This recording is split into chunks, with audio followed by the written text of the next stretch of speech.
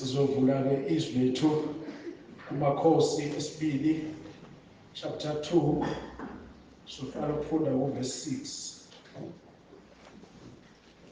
Amakhosi esibili isahloko sesibili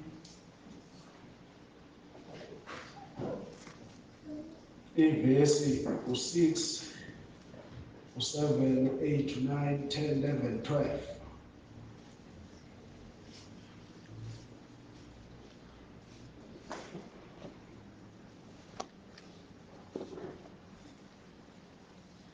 Ngiyakholwa sesitholile sonke.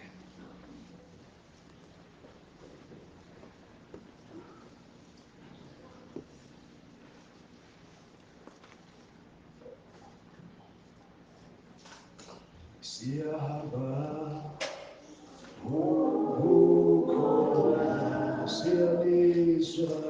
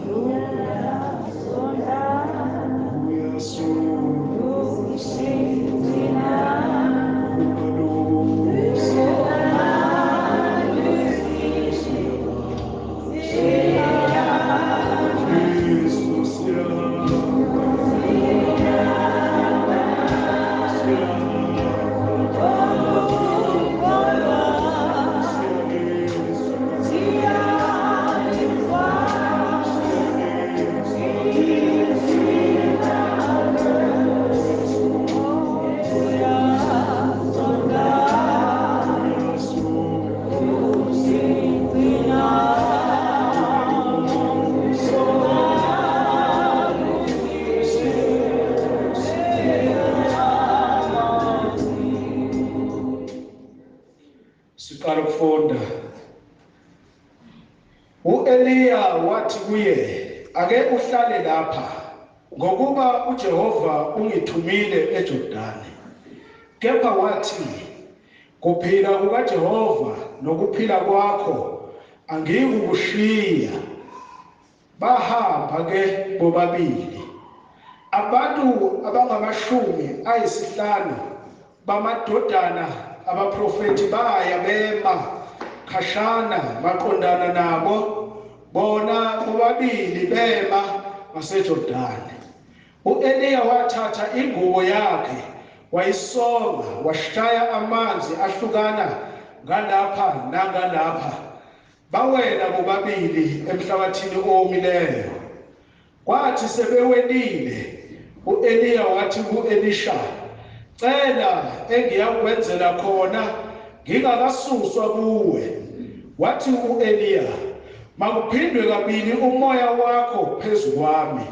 Kepha wathi, ucele into elukhuni nokho uma ungibona lapha ngisuswa kuwe, kuyakuba njalo kuwe.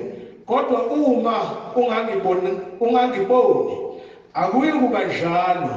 Kwathi sebelokhu behamba bekhuluma, bheka nanso inqola yomlilo namahashi omlilo kwabahlukanisa bobabili. U-Eliya wakhuphukela ezulwini ngesivunguvungu. U-Elisha wakubona, wamemeza wathi, Baba, Baba, nqola ka-Israyeli nabamahashi bakhe. Akabe esambona futhi, wabamba izingubo zakhe waziklebhula kabili. Cela sikhuleke.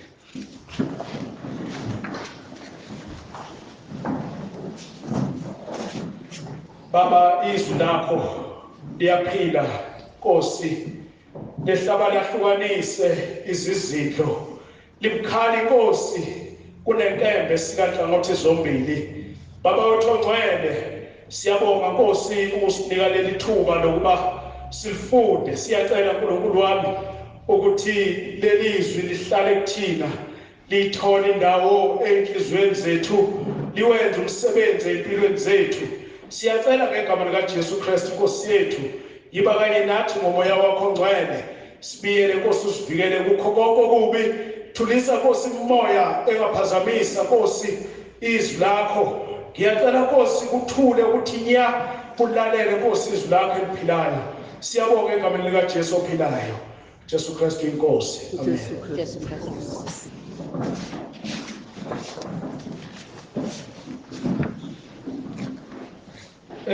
Bazalwane, izwi lethu esilitholile noma esilifundile likhuluma ngamadoda amabili, u-Eliya no-Elisha.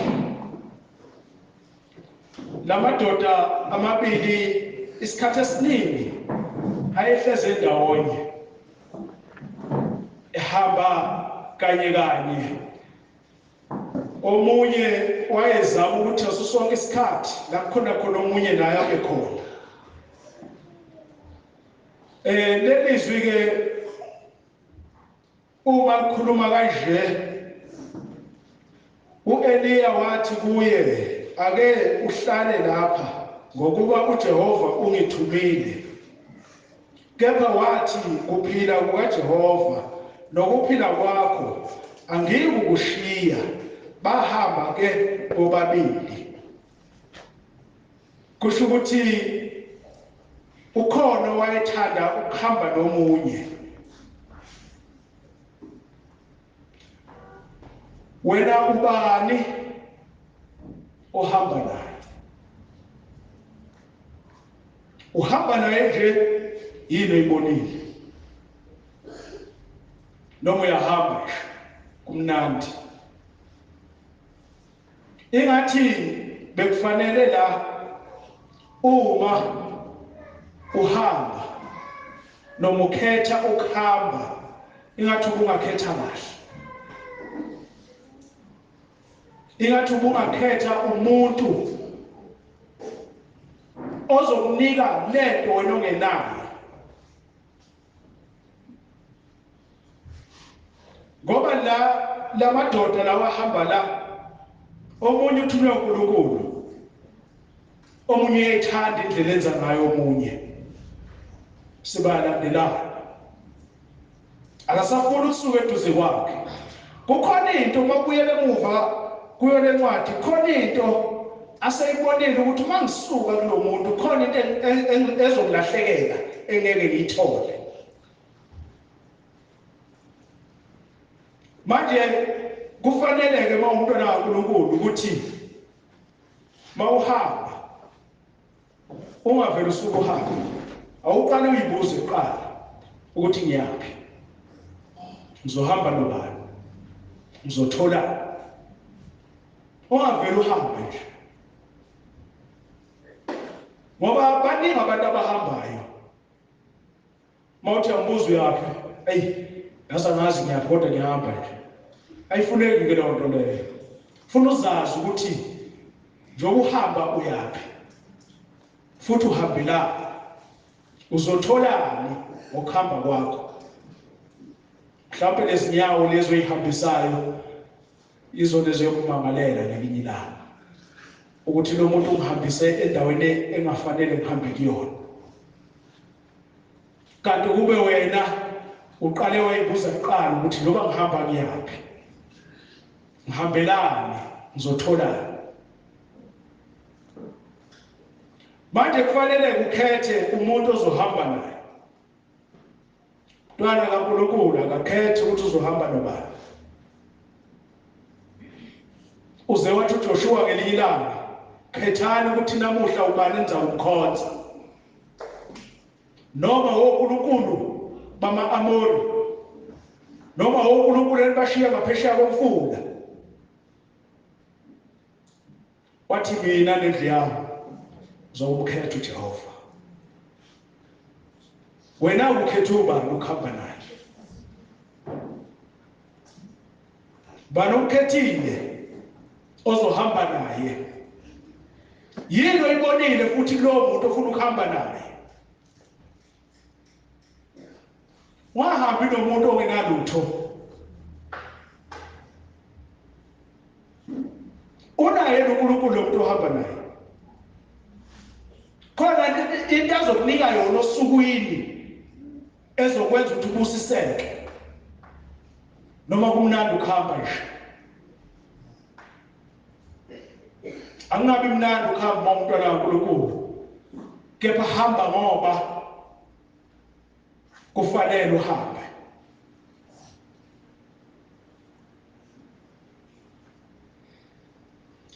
Uma ngiyalapha 8 kulo leli veli lencwadi esifundile, uEliya wathatha ingubo yakhe wayisonga washaya amanzi ahlukana ngalapha nangalapha, bawela bobabili emhlabathini owomile. Uyabona ukuthi uElisha wakhetha kahle, wakhetha ukuhamba noEliya. Ubani ongashaya amanzi ahlukane ngapha nangapha bahambe emhlabathini owomile ngaphandle komuntu oxhumene noNkulunkulu? Manje sikhetheni bafowethu ukuthi sihamba nobani.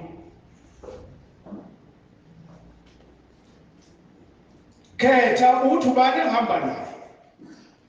Unawo yini umoya kaNkulunkulu? Ngoba umntwana kaNkulunkulu ngaso sonke isikhathi umoya kaNkulunkulu uhlala kuyena. Ngakho akukho okumehlelayo endleleni. Ngoba ungumntwana kaNkulunkulu, umoya kaNkulunkulu uhlala kuye. Awukwazi ukwehlelwa yilingo endleleni. Noma ifika ilingo, uyazi wena ukuthi unikiwe igama uJesu Kristu inkosi, uyadlula endleleni. Asikhetheni bafowethu, asikhetheni, sikhethe kahle. Singakhethi izinto ezizosifaka ehlathini. Singakhethi izinto esizothi mase sifika egcineni sithola ukuthi zingcolile. Asibabheke abantu esihamba nabo. Bagoba bakhonza kuphi uNkulunkulu. uNkulunkulu ufuna uma umntwana wakhe uhlale kuye ngaso sonke isikhathi, ungasuki kuyena.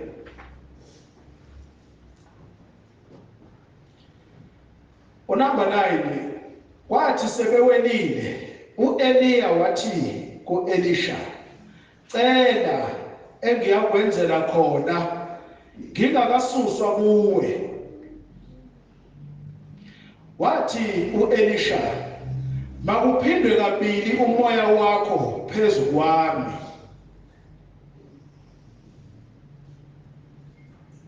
Yayizwa ukuthi yathelo Eliya inzima kangakanani. Umoya kaEliya ucela uElisha uthi mawuphindwe kabili phezu kwakhe. uElisha ngiyamthanda bazalwane, ukhethe kahle. Wakhetha indoda ekufanele ayikhethe. Noma uEliya wakhala la, wathi nokho ucela into elikhuni. Kukhulu ukucela ubunguwe bakho, umoya wakho ucele womunye umuntu. Uma kwenzeka umuntu efika kuwena ethi ngicela umoya wakho uphindwe kabili, wena kunguwe, ungathini? Uhamba kahle neNkulunkulu. Noma lo moya maye ucela umnikeza, kuzoba nesimangaliso sokuthi lo mngcola nakho athathe nalokho kwakho kuphindwe kabili phezu kwakhe, avela ngcole kakhulu. Khetha mzalwane, khetha kahle. Khetha ukuhamba nomuntu oxhumene noNkulunkulu, ukuze zonke izinto azenzayo noma enizenzayo kube izinto zikaNkulunkulu, kungabi izinto zikaSathane noma izinto zezwe. Kukaningi sikhula sitshele ukuthi ngoba singontanga sihamba nabantu abahle, kanti asibuzange nangene ukuthi sizohodwa izinja ngoba sesingena endaweni engafanele singene kuyona. Uma usakhula ke bangcwele umusha, umqondo uyavaleka, ubone konke kukuhle phambi kwakho. Indaba yonakala mase kufika egcineni ukuthi hayi le ndlela enihambile akuyona bekumele nihambe. Into engijabulisayo kuyodwa, uma ungumntwana kaNkulunkulu wahamba nabantu ababi, mase zehla lezi zinto noma lo mvuzo eniuhambelayo usulithola, wena ungumntwana kaNkulunkulu usalele emuva, uba nenkinga ungakwazi ukubaleka ngoba akuyona yakho le ndlela uyihamba. Hamba indlela abantu ababi babaleke bekushiye. Mhlawumbe ugcina ubanjiwe wena, kusale wena. Uma ubanjwa wena, abazali bakho bayamkhonza uNkulunkulu, bayakholwa. Kuzothiwa ingane kamasipala bani ibanjwe lapha iyokweba. Sekuthiwani? Hawu, ubaba wakhe njengoba engumfundisi nje, nombaba wakhe njengoba engumkhokheli nje, Nkosi yami. Usulimaza abazali bakho ngenxa yokuthi ukhethe kabi. Abazali bakho bakukhulise kahle, nangenkathi nihamba uthe uma ubalandela laba wathi uNkulunkulu ungayi laphaya, wavela kushaya indiva wena lokho waqhubeka. Kanti uNkulunkulu uma efika laphaya uvele akukhombisa ukuthi ubani uma ungalaleli, umvuzo wokungalaleli unjani. Ekugcineni kuzokwenzakalani? Sikuhlazeka abazali ngenxa yakho, uthi ukhethe kabi. Khetha abantu abalungile, khetha abantu abazokusiza nawe ube ngolungile. Ungakhethi abantu abangeke bekusize, abazokulimaza. Ekugcineni igama lakho lihlanjazwe noma abazali bakho ngenxa yokukhetha kwakho. Yingakho Elisha lawo wakhetha umoya ka-Eliya, wathi mawuphindwe kabili phezu kwakhe. Wathi u-Eliya, uma ungibonile ngisuswa phambi kwakho, kuyoba njalo. Kusho ukuthi u-Elisha khona lento ayiseyizwile ukuthi u-Eliya uyahamba namhlanje ezulwini. Ubani thina simkhethayo? Masikhetha sizozuzana, khona sokubamba sisale nakho kusisize. Asikhetheni kahle bangcwele, asikhetheni kahle.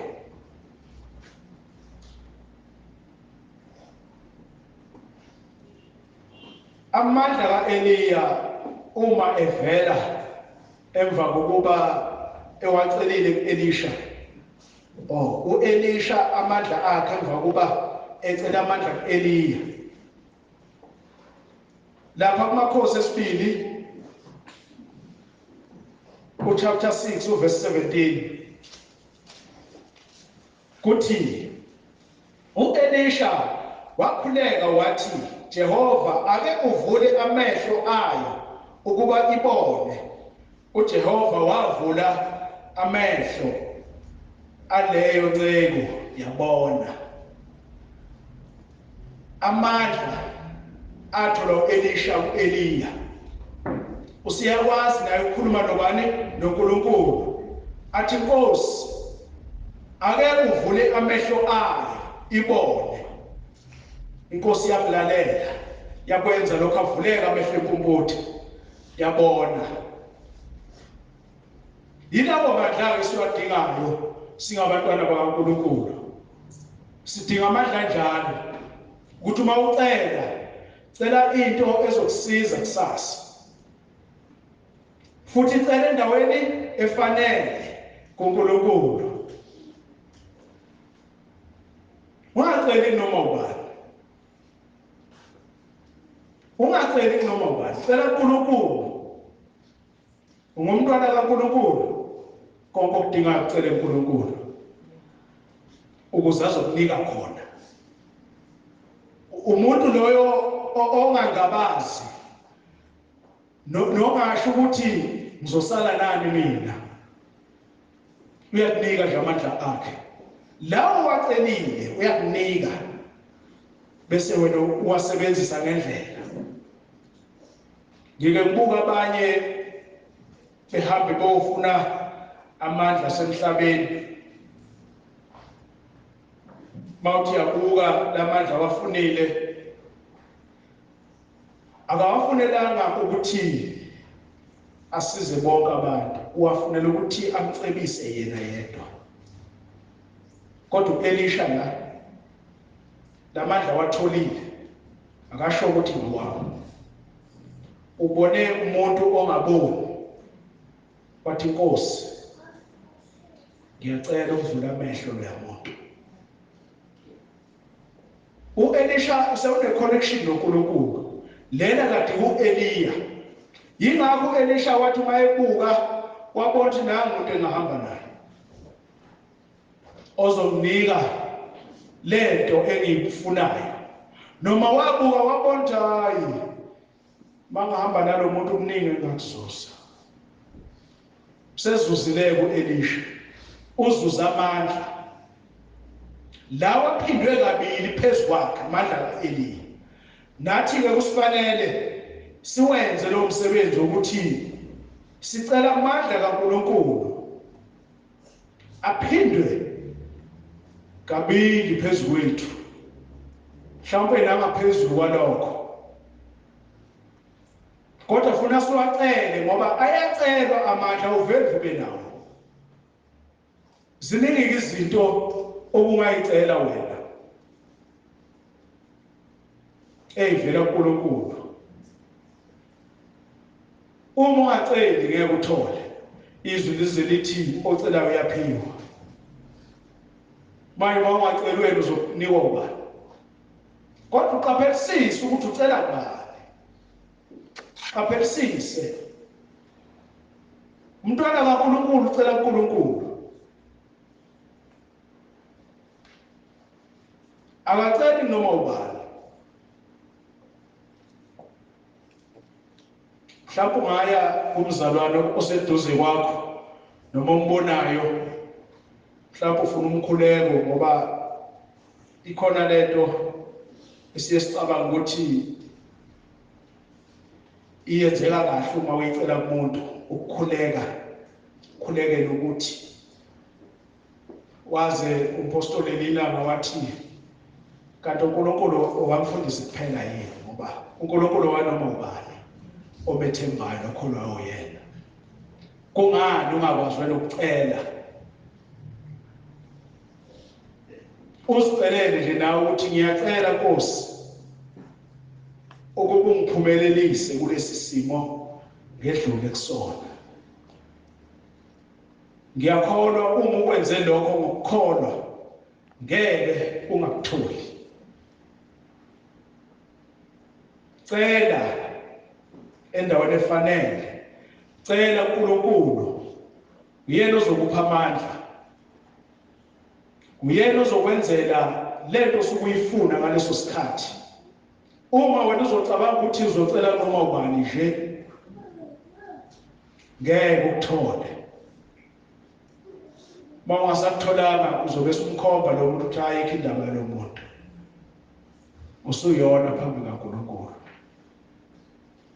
Kanti kusifanele ukuthi sicele kubani? kuNkulunkulu, uyena umnikazi wezinto zonke. Sicele kuyena. Cela engiyakwenzela khona ngingakasuswa phambi kwakho. Mina-ke ngithi cela kuNkulunkulu singakashaya isikhathi sokuthi uhambe emhlabeni. Cela nje uNkulunkulu ofuna akwenzele khona, cele kuyena. Ithuba usenalo. Ngoba uma sekushaya isikhathi ngeke usakhuluma, ngeke usasho lutho. Abanye bafuna abafundisi belele phansi bengasavuki. Mayefika umfundisi ethi uyalalela ukuthi uthini, akusakhulumeki. Lo muntu abenalo ithuba njalo esaphila. Hayi ukuthi bengenalo, benalo ithuba. Wabona ukuthi hayi mina ngisezoba umnandi emhlabeni. Seqhamuka ngosuku lokugcina uzocela, cela ningibizele umfundisi. Athi uyafika umfundisi akusakhulumeki. Cela usaphila engiyakwenzela khona ngingakasuswa phambi kwakho. Lisho njalo izwi lethu. Cela ungaceli-ke amaswidi. Umzalwane-ke akaceli amaswidi. Amaswidi amsiza ngani? Awamsizi ngalutho amaswidi. Ngiyazi-ke ukuthi njengoba impilo inje emhlabeni esiphila kuwona, size sicele ngisho nokuthi Inkosi ngicela ungiphe inyama ukuze ngidle ngilambile. Omunye angaceli uNkulunkulu, acele komunye umuntu. Lowo muntu naye uyahlupheka njengaye. Omunye azathi ingane zami ngathi ngezidle ngizopha lo muntu singadli. Kanti ucele uNkulunkulu mhlawumbe bezomthuma umntwana wakho ukuthi ulambile usibanibani. Cela uNkulunkulu usaphile emhlabeni. Siyeza isikhathi la ungeke usakwazi ukukhuluma khona. Siyeza isikhathi lapho uzoba amehlo sevalekile, usungasabona ukuthi ucela kubani. Usaphila, usabona, usakwazi ukuhamba. Cela uNkulunkulu lokho ufuna kwenzele khona, kucele uNkulunkulu. Ungacela kwenye indawo, cele uNkulunkulu uzokwenzela khona. Yonke into uma uyicela ngokukholwa ukuthi uzoyithola. Ungayingabazi ngoba wacela wangabaza kusekho.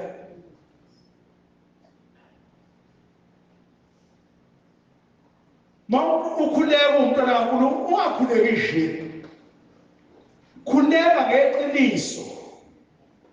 Khuleka uNkulunkulu uzokunika lokho okucelayo. Khuleka ngeqiniso kuNkulunkulu bese ukholwa. Masuqedile ukukhuleka, kholwa ukuthi sengenzele uNkulunkulu lokho. Kuzoba njalo. Ingakho ngithe mina ekuqaleni singakafundiswi igama elithi Jesu Kristu iNkosi liyawenza umsebenzi kumuntu. Ngeke uNkulunkulu ahlulwe umzimba awudala wafaka umoya wakho ophilayo kuyena, ngoba asikho isitho somzimba uNkulunkulu angasazi esikuwe. Ngakho-ke ngeke ahlulwe ukukunika lento osukuyicela kuyena. Ngeke ahluleke. Inkinga yethu siyangabaza. Inkinga yethu kunodonga ohlukanisa umuntu noNkulunkulu. Uthi uyacela ufike kushayisa odongeni kubuye. Buya kunalutho empty. Yini kufanele siyenze ukuze udonga lisuke? Makholwa vuma ngezono. Funa sivume izono. Uma sivuma izono buyasuka udonga. Uyaqala uyamemeza uNkulunkulu, uyezwa, uyaphendula. Yini na suvumela izono phambi kaNkulunkulu?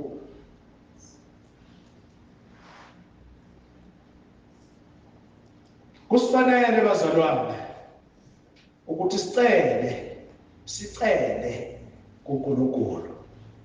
Singaceli emoyeni nje ngoba sizosuke singatholi noma sosuke singazuzi.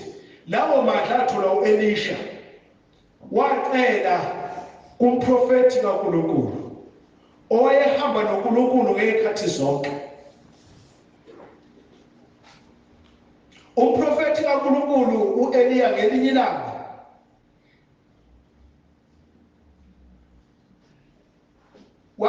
wakhuleka wathi makuvuthele umlilo. Wavutha. Laba babekhonza izithixo bona bakhuleka kwabo uNkulunkulu bathi akuvuthe umlilo, awuzange uvuthe.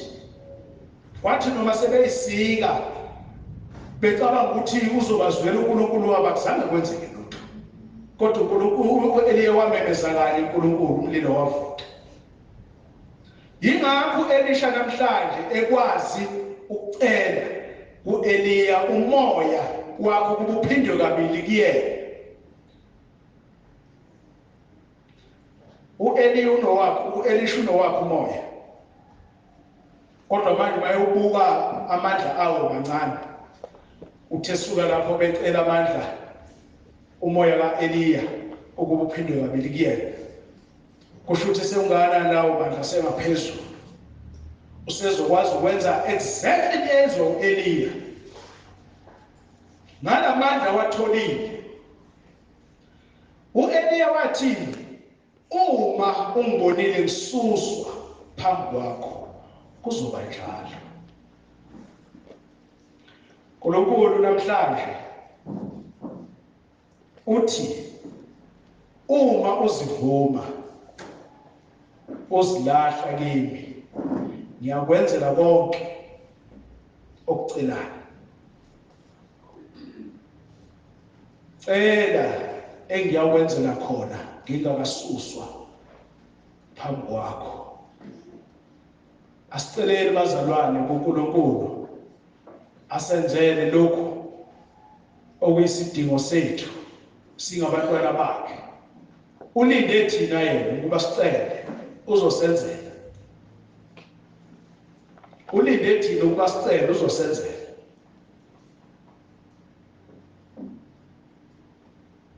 Bazalwane, inkonzo yethu ke isiphelile.